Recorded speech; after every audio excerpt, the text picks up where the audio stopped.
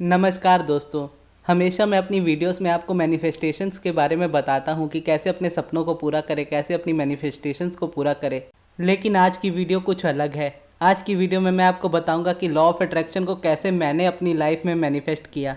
यानी law of attraction जब मेरी लाइफ में नहीं आया था, यानी जब मुझे इसके बारे में कुछ भी नहीं पता था, तब मेरा माइंडसेट कैसा हुआ करता था, उसी के बारे में मैं आज इस वीडियो में बात करूँगा। इस वीडियो की इंस्पिरेशन मुझे आज मिली जब मैं बैठा बैठा अपने बचपन के दिनों को याद कर रहा था, तो सडनली मुझे अपनी एक स्टोरी याद आई। जब मैं बहुत छोटा था तो मैं और मेरी बहन एक दिन टीवी देख रहे थे और हमने नेट ज्योग्राफिक चैनल लगाया हुआ था और उसी चैनल पर एक शो आ रहा था। उस शो का मुझे नाम भी याद नहीं है, ना ही उस होस्ट का नाम मुझे पता है, लेकिन उस शो में उस दिन जो दिखाया गया था वो मुझे अच्छी तरह से याद है। उस शो में एक आदमी था जो अपनी माइंड की पावर्स के बारे में बात कर रहा था और बता रहा था कि हमारे माइंड में कितनी ज़्यादा ताकत होती है और अपने माइंड को कंट्रोल में करके हम कुछ भी हासिल कर सकते हैं अपनी लाइफ में। और उसके लिए उन्होंने एक एक्सपेरिमेंट किया था जो मुझे याद है। उस एक्सपेरिमेंट में एक कार थी और वो कार उल्टी हुई थी। जैसे जोर एक्सीडेंट के बाद कार पलट जाती है, उस तरह वो कार पलटी हुई थी। और उस आदमी ने कहा था कि मैं अपनी माइंड की पावर से इस कार को सीधा कर दूंगा एक धक्के में। और उनकी बॉडी ऐसी थी, किसी नॉर्मल इंसान जैसी ही थी, यानी वो कोई बॉडी बिल्डर नहीं थे जो एक धक्के में किसी गाड़ी को सीधा कर सके। लेकिन फिर उन्होंने ये चैलेंज लिया। उन्होंने कहा कि मैं इस कार को एक धक्के में सीधा कर दूंगा, लेकिन इसके लिए मैं सिर्फ 2 चांसेस लूंगा। और इसके बाद फिर वो अपना पहला अटेम्प्ट ट्राई करते हैं और हल्का सा रन अप लेते हुए आते हैं और कार को जोर से धक्का लगाते हैं, लेकिन कार हिलती नहीं है। वो अपना पूरा जोर लगाते हैं, फिर भी कार हिलती नहीं है। और फिर सब लोग हैरान रह जाते हैं कि वो कह रहे थे कि वो एक धक्के में गाड़ी को पलट कर सीधा कर देंगे, लेकिन इनसे तो पूरी मेहनत करने के बावजूद भी ये नहीं हो पा रहा है। तो फिर उसके बाद वो हार मान लेते हैं और कहते हैं अब मैं अपना दूसरा ट्राई लूँगा। और फिर वो दूसरे ट्राई में अपने माइंड को थोड़ा सा शांत करते हैं और कुछ सोचते हैं। और थोड़ा सा सोचने के बाद भागते हुए आते हैं और कार को एक धक्के में उलट कर सीधा कर देते हैं, जिसे देखकर वहाँ खड़ा हर व्यक्ति हैरान रह जाता है और ये विश्वास नहीं कर पाता कि वो वही आदमी है जो इतना धक्का लगा कर भी पहले अटेम्प्ट में गाड़ी को सीधा नहीं कर पा रहा था, उसने दूसरे अटेम्प्ट में बिना किसी मेहनत के हल्का सा धक्का देकर ही गाड़ी को सीधा कर दिया। ऐसा कैसे? फिर उसके बाद उन्होंने जवाब दिया कि मैंने 2 अटेम्प्ट इसीलिए लिए थे ताकि मैं दोनों में आपको समझा सकूं कि हमारा माइंड कितना पावरफुल है और हम अपने माइंड की ताकत से क्या कुछ नहीं कर सकते। तो फिर उन्होंने समझाया कि जब वो कार को पलटने के लिए पहला अटेम्प्ट कर रहे थे, तभी उनके माइंड में उसे करने का कोई रीज़न नहीं था और उन्होंने जितना भी जोर लगाया उस गाड़ी को वो हिला नहीं पाए। फिर उन्होंने बताया कि दूसरे अटेम्प्ट में मैंने सोचा कि वो कार जो पलटी हुई है उसके अंदर मेरी फैमिली दबी हुई है और मुझे उन्हें किसी भी हाल में बचाना है। और जब वो ये सोचकर भागते हुए आए और कार को धक्का लगाया तो उन्होंने एक धक्के में ही कार को सीधा कर दिया। उसके बाद फिर उन्होंने बताया कि यही होता है हमारे माइंड का पावर।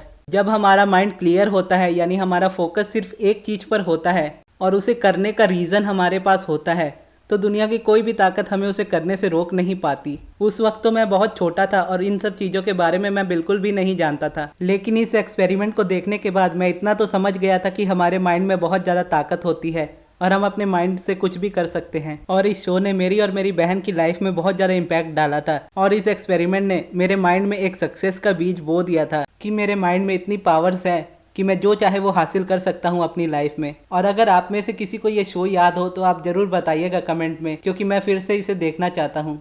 अब आते हैं दूसरी स्टोरी पर।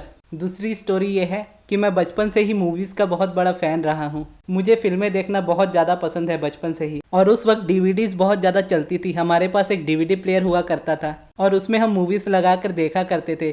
तो मेरी बहन ने शायद वो मूवी लाई थी, वो मूवी है हैरी पॉटर। फिर मैंने हैरी पॉटर देखी थी, लेकिन उतनी अच्छे से नहीं देखी थी। लेकिन जब मेरे पास कंप्यूटर आया उसके बाद मैंने हैरी पॉटर के सारे पार्ट्स को देखा था और उस मूवी का मेरी लाइफ में बहुत ज़्यादा इम्पैक्ट रहा। आप में से ज़्यादातर लोगों ने वो मूवी देखी होगी, लेकिन कुछ लोग ऐसे भी होंगे जिन्होंने वो मूवी नहीं देखी होगी। तो अगर आपने नहीं देखी है तो उस मूवी को ज़रूर देखिएगा।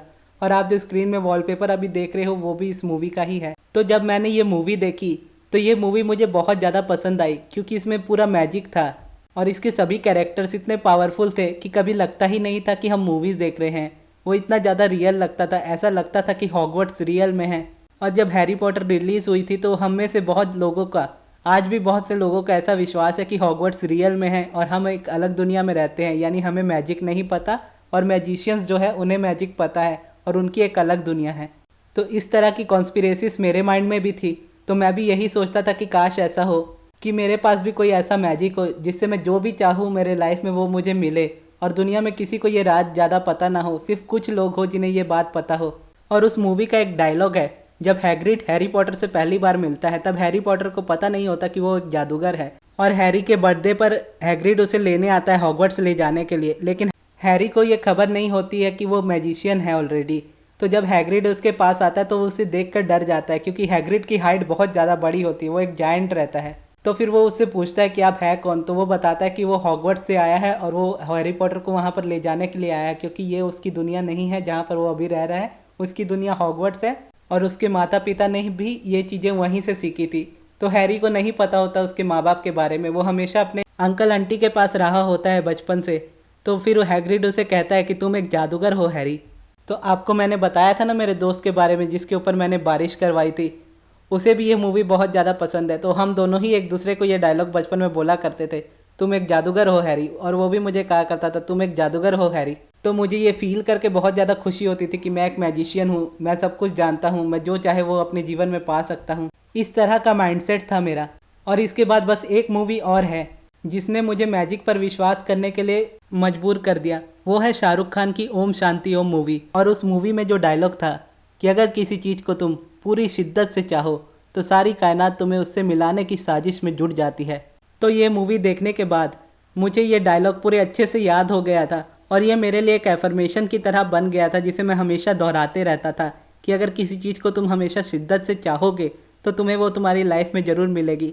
और क्योंकि वो शाहरुख खान ने कही थी तो उस बात पर विश्वास करना तो बनता ही था, क्योंकि शाहरुख खान जब मुंबई आए थे तो उनका सपना था कि वो मुंबई पर राज करे, यानी बॉलीवुड के किंग बने, और वो बने भी।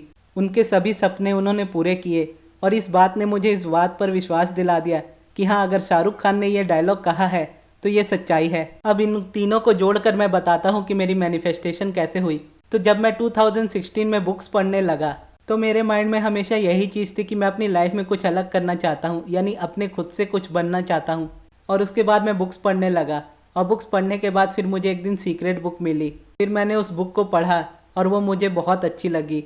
फिर उसके बाद मुझे the power of your subconscious mind book मिली, और जो स्टोरी मैंने आपको पहले बताई थी कि हमारे माइंड में कितना पावर होता है, उस पावर को इस बुक ने एक्सप्लेन करके बता दिया कि किस तरह से ये बात सच है। और ये बात मुझे विश्वास करने के लिए और ज़्यादा आसान हो गई। और मुझे सीक्रेट इतनी ज़्यादा पसंद आने लगी थी कि मैंने उसकी सारी जितनी भी सीरीज़ है उस बुक की सारी पढ़ डाली। उसमें से एक बुक का नाम था द मैजिक। और मैजिक बुक जब मैं पढ़ रहा था तो उसमें एक बात लिखी थी कि आप जो बचपन में मानते थे कि ये दुनिया बहुत मैजिकल है, वो बात एक सच्चाई है। और आज आप जो मानते हो कि आपकी लाइफ मैजिकल नहीं है, वो एक बहुत बड़ा झूठ है। बचपन में आप मानते थे कि रेनडियर्स उड़ सकते हैं, यानी जो क्रिसमस के टाइम पर सेंटा जिस पर बैठ के आते हैं वो रेनडियर, वो उड़ सकते हैं। तो आज के ज़माने में भी ऐसा हो सकता है। अब भले ही आप अपने रेनडियर्स को उड़ते हुए ना देखें, लेकिन आप अपने जीवन में जो भी चाहे वो आप पा सकते हैं।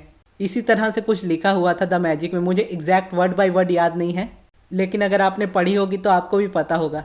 और द सीक्रेट बुक लिखने वाली राइटर का नाम है रोंडा ब्राइन।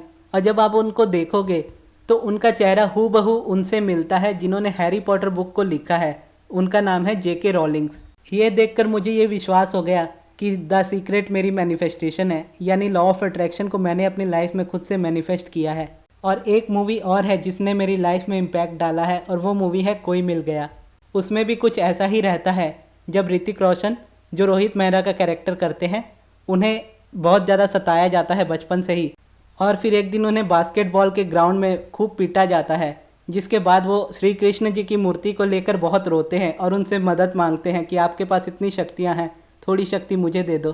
तो उस मूवी का इम्पैक्ट मेरे ऊपर इतना ज़्यादा रहा है कि ऋतिक रोशन की मिमिक्री करना ही मुझे आ गया था। मैंने इतनी बार वो मूवी देखी है। और जब वो श्री कृष्ण की मूर्ति को पकड़ कर रोते हुए बोलते हैं कि मुझे भी थोड़ी शक्ति दे दो, तो उस तरह मैं एक्ट किया करता था जब मैं छोटा था। तो मैं आपको वो डायलॉग उन्हीं की आवाज़ में सुनाकर बताता हूँ। श्री कृष्ण जी की मूर्ति उनके हाथ में रहती है और वो कहते हैं, माँ कहती है कि पाप करने वाले को यही सज़ा मिलती है, पर मैंने तो कोई पाप नहीं किया, फिर मुझे क्यों सज़ा मिलती है? सब मेरा मजाक उड़ाते हैं। अगर तुम मेरी मदद नहीं करोगे तो कौन मेरी मदद करेगा? तुम्हारे पास तो इतनी शक्ति है भगवान, थोड़ी शक्ति मुझे दे दो, थोड़ी शक्ति मुझे दे दो भगवान, प्लीज़ भगवान, थोड़ी शक्ति मुझे दे दो। तो इस तरह से मैं उनके डायलॉग को कॉपी करके बोला करता था और मुझे बहुत अच्छा फील होता था।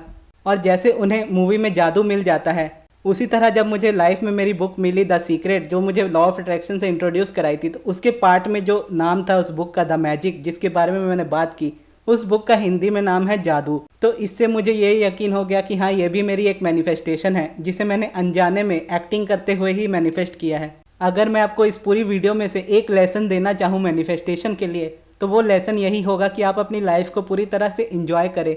क्योंकि जब मुझे मैनिफेस्टेशन के बारे में, लॉ ऑफ अट्रैक्शन के बारे में नहीं पता था, तो मैं ऋतिक रोशन की मूवी कोई मिल गया देखकर, हैरी पॉटर देखकर, ओम शांति ओम मूवी देखकर, मैं बस उनके डायलॉग्स को रिपीट किया करता था और उन्हें एक्ट किया करता था, और उसी तरह से मेरी लाइफ में ये चीज़ मैनिफेस्ट हो गई।